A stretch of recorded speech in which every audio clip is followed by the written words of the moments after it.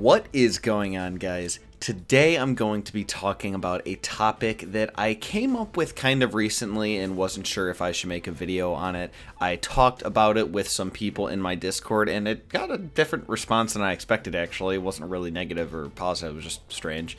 And basically what it is what if there was a One Piece world where Zoro never met Luffy or whatever, he never ended up joining the Straw Hats, and he continued to be a bounty hunter?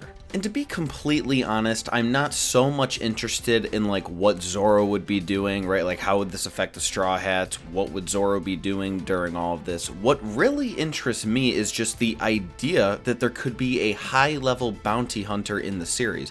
As far as we've seen, they're pretty much limited to Baroque Works, that one island, Whiskey Peaks, I think it was called, something like that. And that's really all we've seen as far as bounty hunters go, which is basically useless. I mean, what, they can turn in maybe somebody with like an 8 million berry bounty or something. Arlong was like around 30, so I doubt that any of them would be able to handle that. Basically, I'm not going to be focusing so much on the low-level characterization that this would cause and create. I'm going to be talking about how this would affect the One Piece world and story and what it would imply for it. So since the beginning of the story up until even now, bounties have pretty much had the same use throughout the story. They've been an indicator of somebody's power level or threat level to the government. The exception being, I suppose, maybe when Blackbeard was trying to hunt down Luffy so that he could cash in on his bounty, but that was really the only time it actually came into play. And, of course, as we know, he didn't end up actually getting Luffy, so it's not like it was actually used. So while the idea is, as far as the actual story or lore or whatever you want to call it goes, the point of bounties is supposed to be the government pumps these out so it gives incentive for people to take down people that they don't want to deal with, right? People like high-level pirates, of course, that it would be good for the government if they were killed, right? It's pretty straightforward. I mean, it's exactly how a bounty system would work in our world, the real world. So it's not something very complicated. It's just that that's not how it's really worked in the story. Like I've said, it's more of an indicator of power or threat level. However, if we were to see it as being more realistic like our world, I wonder why there are not more bounty hunters in the One Piece world, right? I mean, as far as we can see, there's basically none. So now, with all this in mind, let's just think about a scenario where Zoro ended up not joining the Straw Hats. He continued trying to become the greatest swordsman in the world by just doing his bounty hunting. Stay alive by turning in pirates, getting some cash, eating, go out, get stronger, kill some more pirates, whatever. It's pretty straightforward. So then, what would this mean exactly? Because people have a lot different of ideas of where exactly Zoro's power lies, like how strong he really is. But I think we can agree, at the very least, that he is approaching Yonko Commander level. I personally think he's there. Probably not top Yonko Commander level, but I think he's there. So at the very least, we can say he is approaching that, though. So if he was to be at the level he is at right now, and he was still bounty hunting, he could just be taking down Yonko commanders and cashing in on like 500 plus million berry bounties pretty much non-stop, right? I mean, I think Zoro could beat these guys if he turns them in. Like, what? How long does a battle take? A day? I mean, I think that that's a pretty extremely lengthy time, right? I don't think that's particularly short. I would imagine most battles would be settled in under an hour. But I guess maybe closer ones would be extremely long, like Aokiji versus Akainu, something like that. But that's not really the point. I mean, even if it took a week or a month or something, and he needed some rest time in between or something like that, this guy could be cashing in on billions a year, right? Like many billions, possibly like 5 billion berries a year or something, which is an outrageous amount of money. I mean, when the Straw Hats came, the entire Straw Hats, them as a group of like 7 or 8 people, when they came across 300 million berries, it was like, what are we supposed to do with all this money? Snack has a bounty of 600 million, and he's not even a Yonko commander anymore. Zoro could probably easily take someone like Snack, and that would be 600 million berries right there, twice as much as the 300 million the Straw Hats had in Water 7. I mean, he would be like a money-making machine. I mean, honestly, with the amount of money involved, I'm very surprised that Nami wouldn't just be like, all right, hang on, let's take a break from the Yonko saga for a moment here. We've basically always been tight on cash. Let's just go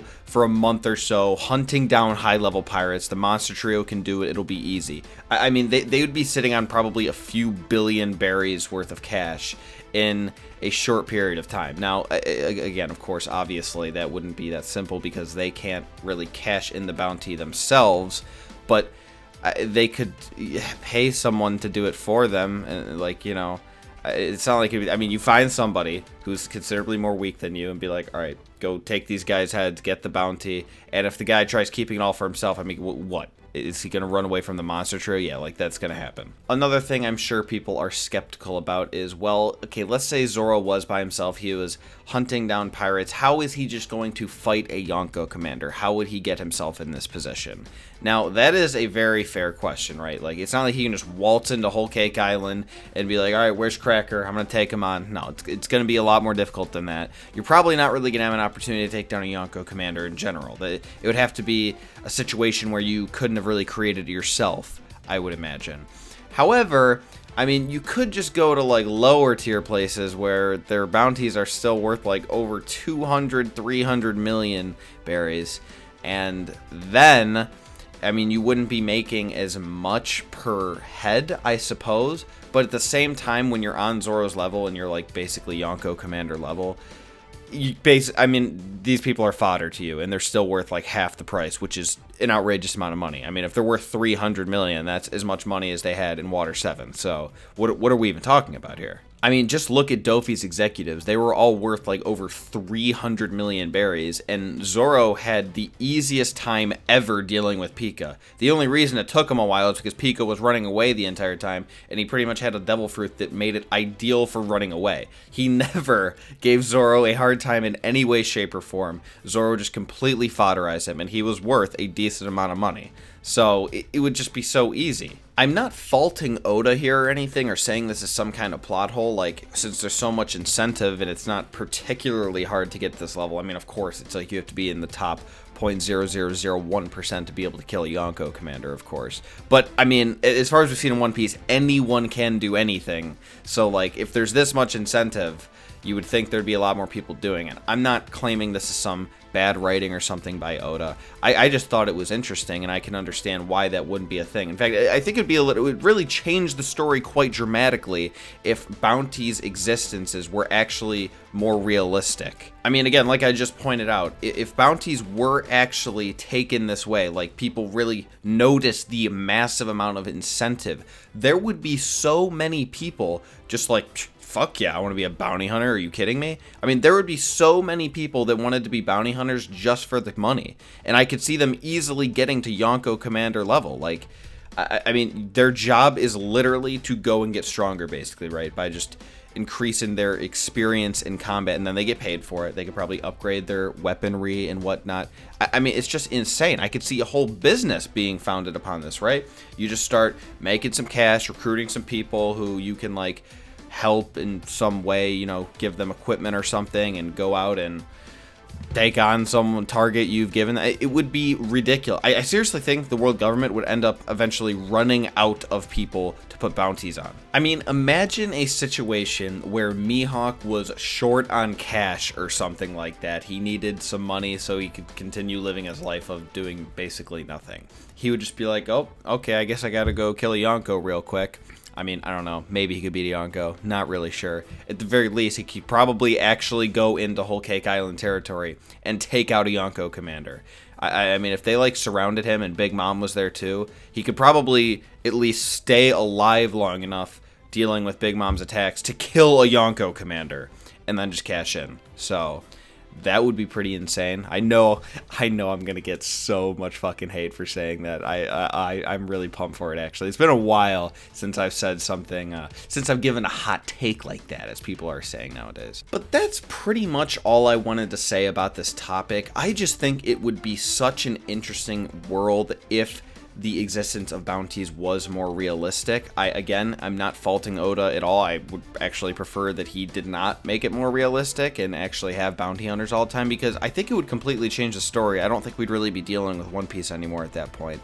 And I like the bounty system for kind of demonstrating threat or power levels, so that's cool. If you enjoyed this video, remember to give it a thumbs up and subscribe if you haven't already. Remember to leave me a comment letting me know what you thought about this video, if you enjoyed it. If you like these kind of videos, do let me know. I don't usually do something quite like this. I usually talk more about like power levels or rankings or something like that. But this was a very cool topic for me. I've thought about it a lot and I just wanted to discuss it. So maybe if you guys do like this style of video, I guess, let me know for sure. If you have not done so already, make sure to check the link in the description to my Discord and join up in that. We have tons of people talking in there all the time about One Piece, different anime, different manga, and whatnot. I personally love the place. I mean, it's like all of my favorite shows and manga and whatnot I get to talk about there. Just anytime a new chapter comes out, I immediately have people to discuss it with. It is very fun, very easy to sign up. You don't even like need a working email address or anything. So, I mean, you have to put one in there, but it could be fake. It's not like there's verification. So, definitely recommend checking out my Discord. Thank you very much for watching if you've made it this far. I hope you guys have an excellent rest of your day, and I will talk to you soon.